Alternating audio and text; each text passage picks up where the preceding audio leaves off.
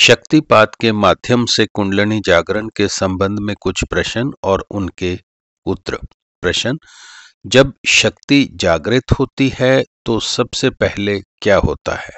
गुरु महाराज: ये तो विभिन्न साधकों का अपना अपना अनुभव है, किंतु शक्ति जागकर सबसे पहले अपने घर स्वयं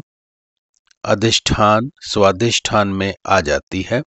फिर साधक के संस्कार अनुसार शक्ति की क्रियाशीलता आरंभ होती है। यदि किसी के भक्ति के संस्कार हैं तो भाव, बहलता, कीर्तन, प्रभु चरणों में प्रेम, प्रार्थना इत्यादि आरंभ हो जाते हैं। किसी के मंत्र जप के संस्कार हैं तो विभिन्न मंत्रों का प्रकटीकरण अजपा जप होने लगता है। हठ योग के संस्कार हैं तो कई प्रकार के आसन, बंध, मुद्राएं तथा प्राणायाम की क्रियाएं होने लगती हैं। ध्यान के संस्कार हुए तो कई प्रकार के ध्येय विषय सामने प्रकट होने लगते हैं तथा उन पर स्वतः ही ध्यान भी लगने लगता है। यदि पूर्व भूमिका ज्ञान की उदय हो गई तो कई प्रकार के ज्ञानात्मक प्रश्न तथा उनका समाधान अंतर से ही उदय होने लग जाता है। यह साधक के स्वभाव, संस्कार तथा चित्त भूमिका जैसी चित्त की दीक्षा के समय हो वैसी ही क्रियाओं का आरंभ होता है। फिर भी ये विचारणीय है कि शिष्य का कौन सा चक्र सबसे प्रथम क्रियाशील होता है। यदि क्रियाएं विशुद्धि चक्र से आरंभ होती हैं तो रोना, हंसना, चिल्लाना, उच्च स्वर में नाम ध्वनि, गायन, हुंकार, अन्य जानी अनजानी भाषाओं का प्रकटीकरण आरंभ होता है। इसी प्रकार जिस चक्कर से क्रिया का विकास आरंभ होता है उसी चक्कर से संबंधित क्रियाएं आरंभ हो जाती हैं। प्रश्न: हृदय के उस समय के भाव का भी इससे कुछ संबंध है क्या? गुरु महाराज: हाँ है। श्रृंगार भाव हृदय में यदि उस समय तरंगित होता है तो प्रेम भाव प्रकट होगा। वीर भाव के होने पर वीर रस बरसने लगेगा। इसी तरह करुणा, भीतस, भयानक या शांत आदि जैसा भाव होगा, क्रियाओं पर उसका प्रभाव ऐसा ही पड़ेगा। प्रश्न: इसका क्या कारण है कि दीक्षा के पश्चात किसी को बड़ी उम्र क्रियाएं होती हैं तो किसी को अत्यंत सौम्य, किसी को बड़ी उग्र क्रियाएं होती हैं तो किसी को बड़ी अत्यंत सौम्य? गुरु महाराज: इसका कारण चित्त में प्रभावी गुण है।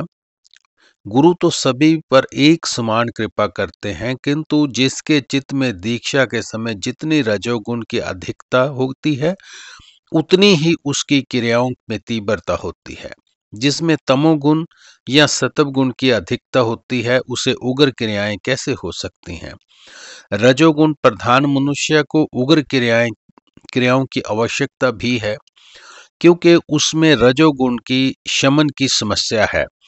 सत्वगुणी तो सौम्य क्रिया की तो तथा तमोगुणी को तम प्रधान क्रियाएं, क्रोध, आलस्य, जम्भाइयां इत्यादि तीव्र क्रियाओं को अध्यात्म उन्नति का नाप नहीं समझना चाहिए, अपितु ये साधक के चित्त के अनुसार उसकी उन्नति के लिए ऐसी ही आवश्यकता है। प्रश्न: ये जो चक्रों के दलों पर अक्षर लिखे होने की बात है, सो ये अक्षर देवनागरी लिपि में या फारसी रस्मुल खत में तथा रोमन अल्फाबेटिक में या किसी अन्य लिपि में है? गुरु महाराज: ये ना तो लिपि में लिखे हुए हैं, ना ही किसी कलम स्याही या पेंट करने की कूची से। वास्तव में ये तो लिखे ही नहीं है। उन चारों पर गुंजरित होने वाली ध्वनियों को दर्शाने के लिए ही है। देवनागरी लिपि, जैसा कि आपको ज्ञात ही होगा, केवल ध्वनियां ही हैं, इसीलिए ये लिपि इस विज्ञान के अत्यंत समीप है। प्रश्न: और दलों अर्थात पंखुड़ियों का क्या अर्थ है? गुरु महाराज: जितना किसी केंद्र पर नाड़ियों का विस्तार होता है, अधिक होता है, उतनी ही उसकी पंखुड़ियां अधिक दिखाई देती हैं। आज्ञा चक्र पर 2 नेत्रों की नाड़ियां का विस्तार है, इसलिए उसकी 2 ही पंखुड़ियां हैं। अनाहत में सबसे अधिक विस्तार है, तो उसकी पंखुड़ियों की संख्या भी सबसे अधिक 16 है। सहस्रार से सारे शरीर में नाड़ियां फैली हुई हैं, इसलिए उसका सहस्त्रदल कमल कहा जाता है। हजार का अर्थ अनंत रूप में लिया जाता है। प्रश्न, तो इसका अर्थ ये हुआ कि ये सभी वास्तविक नहीं प्रीतात्मक हैं। गुरु महाराज, चक्कर तो वास्तविक हैं, किंतु उनका वर्णन प्रीतात्मक है। जैसा वर्णन किया जाता है वैसा ही वास्तव में नहीं है। ये सब विषय को समझाने के लिए है। जिस प्रकार कुंडलिनी को सोई हुई अपना मुंह नीचे की ओर दबाए हुए सर्पणी के रूप में दिखाया जाता है, तो शरीर में कोई सर्पणी नहीं है, किंतु जगदभिमुखी शक्ति की अवस्था विशेष अवश्य है। एक समय ऐसा आया कि आध्यात्मिक ग्रंथों में प्रतीकों का खुलकर प्रयोग किया गया। उन प्रतीकों का अर्थ समझने के लिए गुरु शरण में जाना पड़ता था। संभवत ये अध्यात्म विद्या को अन्य अधिकारियों के पास जाने से बचाने का एक प्रयास था।